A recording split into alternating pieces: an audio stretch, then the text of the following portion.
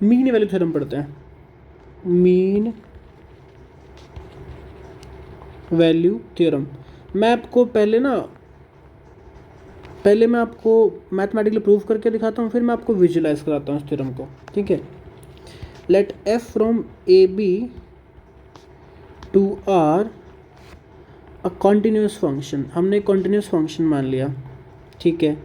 Then property ये है कि भाई ए to B F x D X, ये जो इंटीग्रेशन होगा ना, this will be equal to F of C times B minus A for some C belongs to A B. ये जो सारी थ्योरम्स मैं करा रहा हूँ बहुत इंपॉर्टेंट है, इनके प्रूफ भाई पीएचडी इंटरव्यूज तक में पूछे जाते हैं, ठीक है।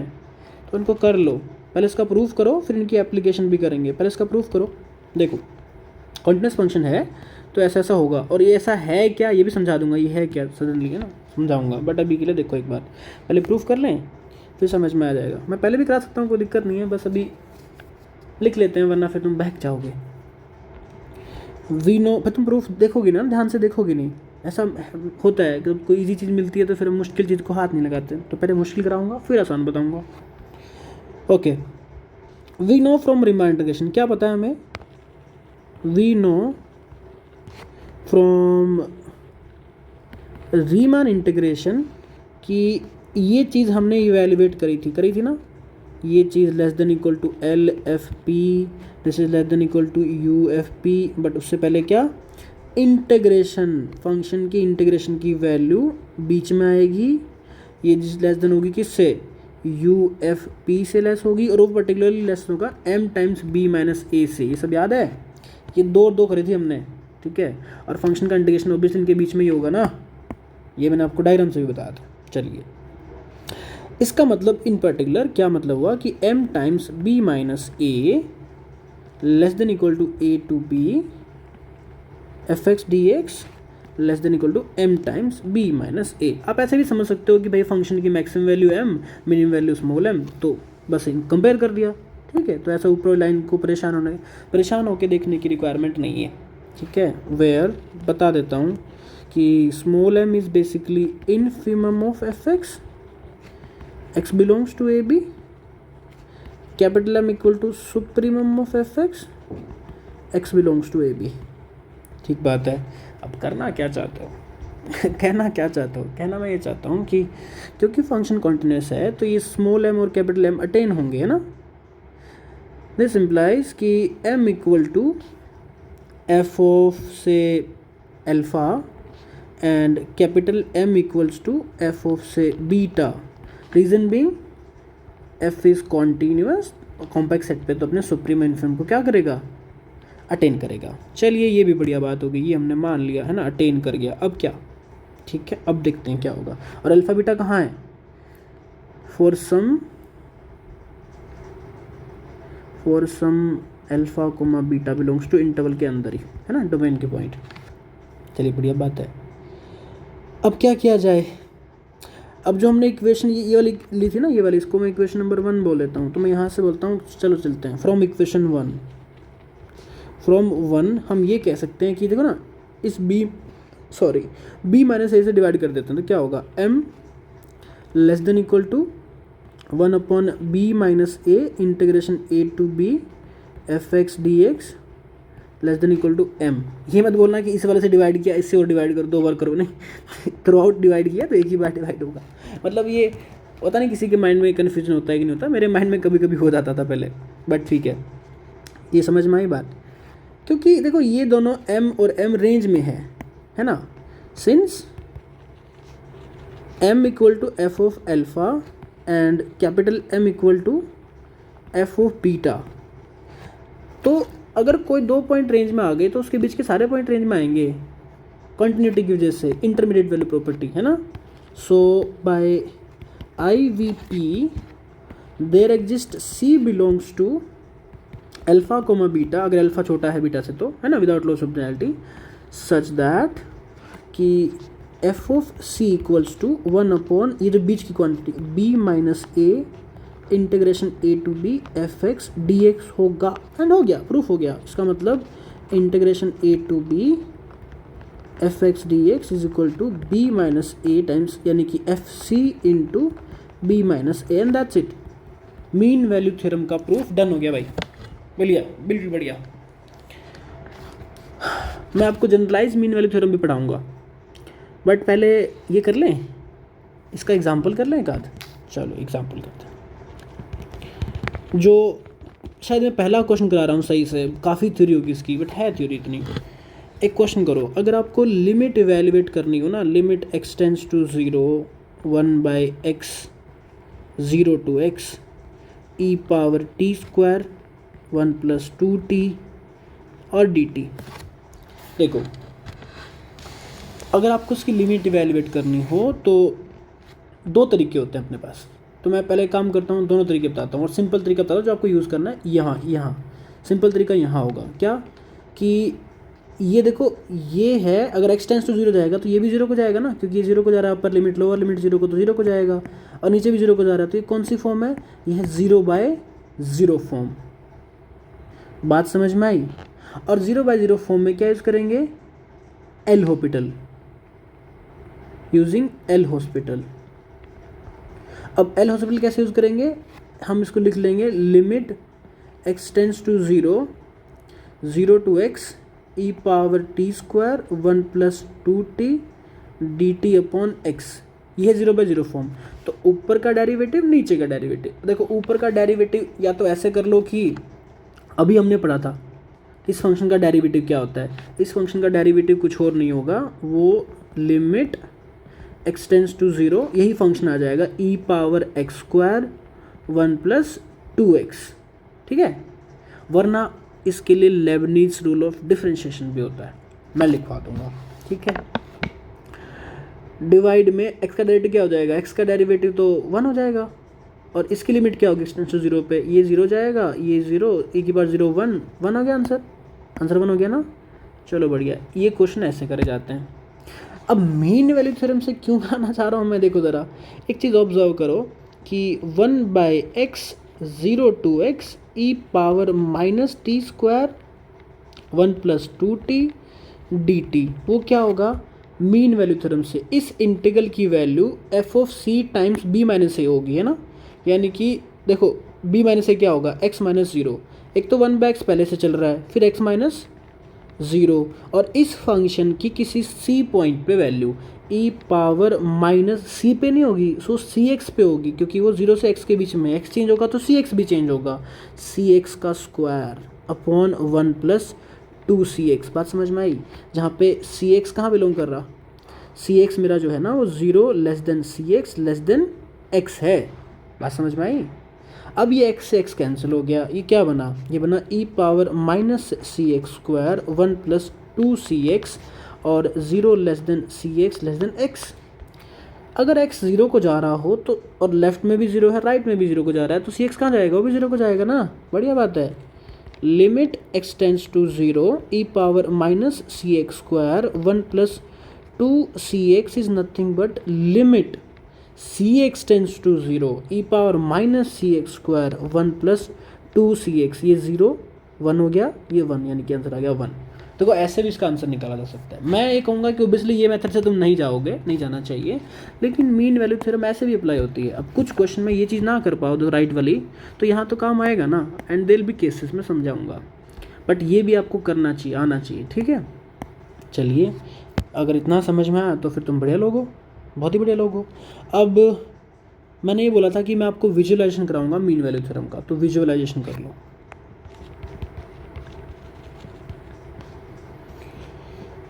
स्पेलिंग गलत हो तो ठीक है, चलेगा, मुझे क्या दिक्कत है, तुम्हारी प्रॉब्लम।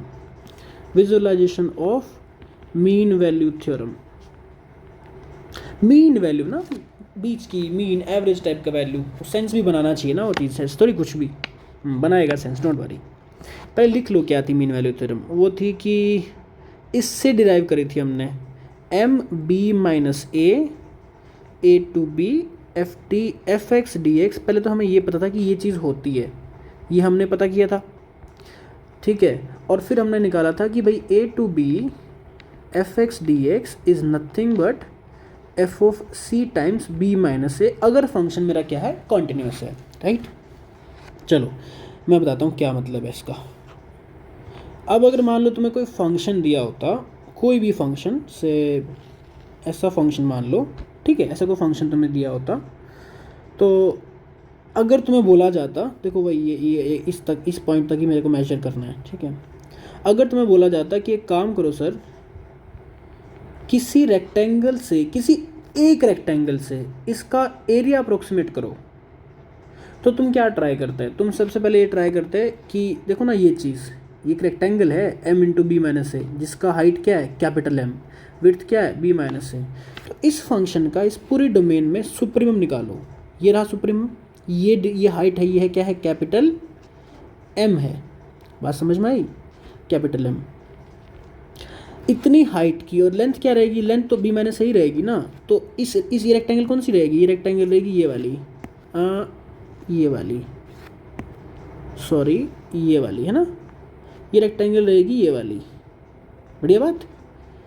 इस रेक्टेंगल का एरिया क्या अपने फंक्शन के अंडर एरिया के इक्वल होगा? तुम बोलोगे बिल्कुल भी नहीं, ये तो बहुत ज़्यादा एरिया है।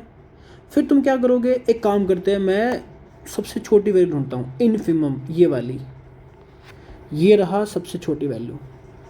अब इस रेक्टेंगल के अंदर जो एरिया है, तुम इससे भी खुश नहीं रहने वाले ना, क्योंकि इसका एरिया तो बहुत कम है। तो पता तुम्हें लेकिन है कि इसका जो भी एरिया आएगा वो इस रेक्टेंगल और इस रेक्टेंगल, दो रेक्टेंगल्स के कहीं बीच में आएगी कोई रेक्टेंगल। बात समझ में आई? क्योंकि भाई रेक्टेंगल की विड्थ तो मैंने फिक्स कर रखी है, वो तो b माइनस ए ही होगी। जो चेंज होगा वो सिर्फ हाइट चेंज होगा, और तुम्हें पता है कि इतनी हाइट ज़्यादा है एरिया के लिए, इतनी हाइट कम है, तो कहीं ना कहीं बीच में कोई हाइट लेनी पड़ेगी ना। बात समझ में आई? अच्छा, अब वो हमने प्रूव किया बाय डेफिनेशन कि समहाउ वो क्या होगा ना, कि ये कोई ना कोई बीच की वैल्यू होगी, है ना, कोई ना कोई बीच की वैल्यू होगी जो आपको एक्चुअल एरिया देगी, जो आपको चाहिए, जो आपको क्या चाहिए वो एरिया देगी। ये हाइट, राइट, ये कोई हाइट है जो आपको एक्चुअल एरिया बताएगी कि ये एरिया मेरा फंक्शन के अंडर एरिया को मैच कर जाएगा। क्यों? क्योंकि देखो होगा ये ना कि एक बार मैं इसको कर लूँ, थोड़ा स्केच कर लेता हूँ। हाँ, होगा ये कि ये जो एक्स्ट्रा पोर्शन है ऊपर, ये जो एक्स्ट्रा पोर्शन है वो इससे कवर हो जाएगा। यहाँ वाला मैच हो गया ना, यहाँ था नहीं एरिया, यहाँ था, तो ये मैच हो जाएगा, कवर कर लेगा, एरिया बराबर हो जाएगा। बट ये जो हाइट ली ना हमने, ये हाइट कौन सी है? ये वही हाइट है एफ ऑफ सी। इसको ही मल्टीप्लाई करेंगे b माइनस ए से, ये पिंक वाली रेक्टेंगल बनेगी और वो ये एरिया बनेगा। बात समझ में आई? इसीलिए इसको कहते हैं मीन वैल्यू थ्योरम, अप्रोक्सीमेट करना एरिया को। बात समझ में आई?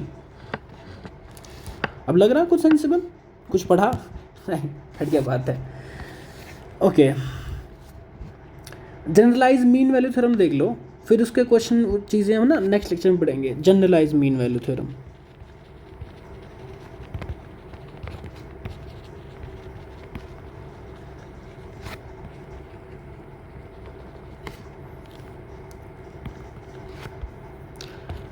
Let f from AB to R be continuous and g from same interval AB to R be Riemann integrable. एक कॉन्टिन्यूस है, एक रीमान इंटीग्रेबल है, ठीक है, बस इतनी रिक्वायरमेंट है, मिनिमम रिक्वायरमेंट ये है। देन एक सेकेंड, मैं एक वीडियो रिकॉर्ड कर रहा हूँ, उसके बाद कॉल करता हूँ भाई। एक वीडियो रिकॉर्ड कर रहा हूँ, उसके बाद कॉल करता हूँ मैं भाई। Right, sorry. हाँ, तो एक फंक्शन कॉन्टिन्यूस है, एक रीमान इंटीग्रेबल है, तो देखते हैं क्या होगा। तो जो इंटीग्रेशन की जो वैल्यू है ना, integration a to b fx dx, sorry fx into ji x into D x, अब ये खतरनाक चीज़ होगी। This will be equals to some f of c times integration a to b gx dx। मज़ेदार बात। c belongs to, है ना, for some c belongs to a b। इसका प्रूफ भी कोई मुश्किल नहीं है, ठीक है, वो भी कर लेते हैं, क्योंकि फंक्शन क्या है, कॉन्टिन्यूस है, तो उसकी अपर बाउंड मिलेगा ना, है ना। F is continuous, this implies कि भाई एफ एक्स कहीं स्मॉल एम से छोटा और कैपिटल एम से, सॉरी स्मॉल एम से बड़ा और कैपिटल एम से छोटा रहेगा फॉर ऑल एक्स। ये बात ठीक है।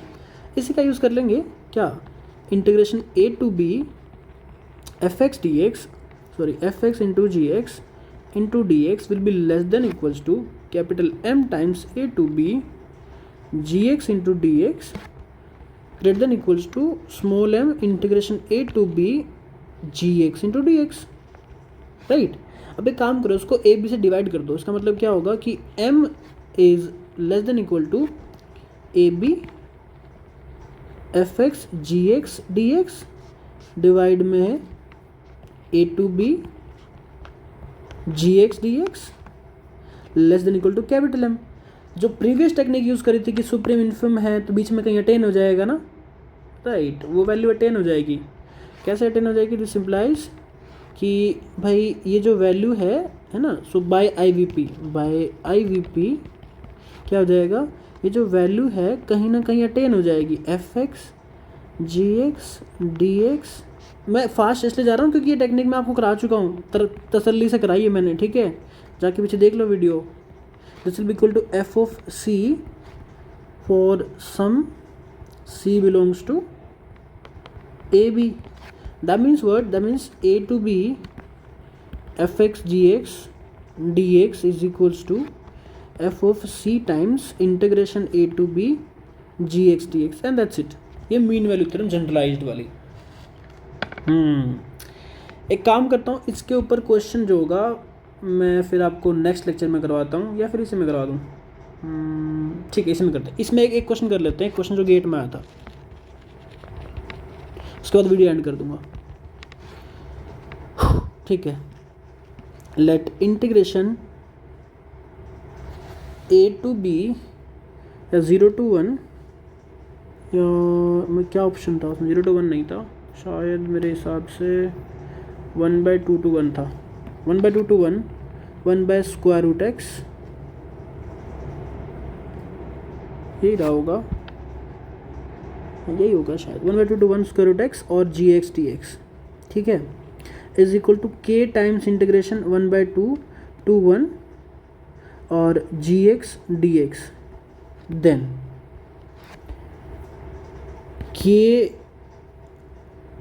के बिलोंग्स टू ऑप्शन ए था ना, ऑप्शन ए के बिलोंग्स टू एक इंटरवल दे रखा था, है ना, के बिलोंग्स टू ऑप्शन, बहुत सारे ऑप्शंस थे, तो मैं आपको समझाता हूँ कि के कहाँ बिलोंग करेगा। मैं ऑप्शन तो नहीं याद है मेरे को, बिल्कुल भी याद नहीं है, मैं समझाता हूँ। देखो ज़रा, ये फंक्शन कॉन्टिन्यूस है, इस इंटरवल में बिल्कुल कॉन्टिन्यूस है।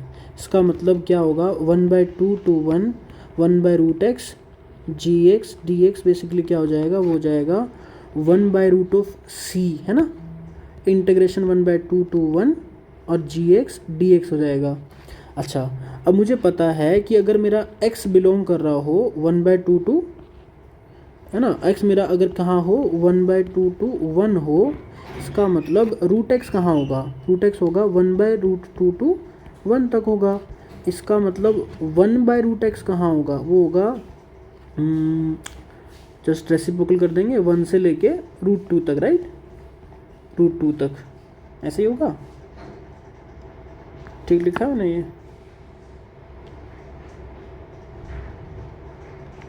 सही तो लिखा होगा, एक बार सोच लूँ, 1/2 तो ग्रेटर देन 1 हो सकता है नंबर, बिल्कुल सकता है, ठीक है, इनफैक्ट ग्रेटर देन 1 ही होगा, सही लिखा है। तो अगर आपको पूछा जाए कि के क्या होगा, दिस मीन्स कि 1/√c बिलोंग्स टू 1 to √2, इसका मतलब के बिलोंग्स टू 1 to √2। तो जो भी ऑप्शन दिए हो आप मैच कर सकते हो, कौन से इंटरवल में होगा कौन से नहीं होगा। तो ये क्वेश्चन आया हुआ है, गेट में आया हुआ है ऐसा क्वेश्चन, मतलब एग्जैक्टली मुझे याद नहीं है, बट ये क्वेश्चन आया हुआ है, तो आप ये चीज़ ऐसे यूज़ कर सकते हो, ठीक है। बाकी कुछ प्रॉपर्टीज़ होंगी, मैं कुछ चीज़ें होंगी, क्वेश्चंस होंगे, अच्छे अच्छे क्वेश्चंस हम नेक्स्ट लेक्चर में करेंगे। कुछ और भी हैं, प्रॉपर्टीज़ भी बची हैं, कुछ चीज़ें बची, है ना, अच्छी अच्छी चीज़ें बची हैं। फंडामेंटल थ्योरम ऑफ कैलकुलस बचा है यार, अभी तो मतलब 3-4 लेक्चर तो मान के चलो डेफिनेटली लगेंगे ही लगेंगे, ठीक है। See you in the next lecture, bye.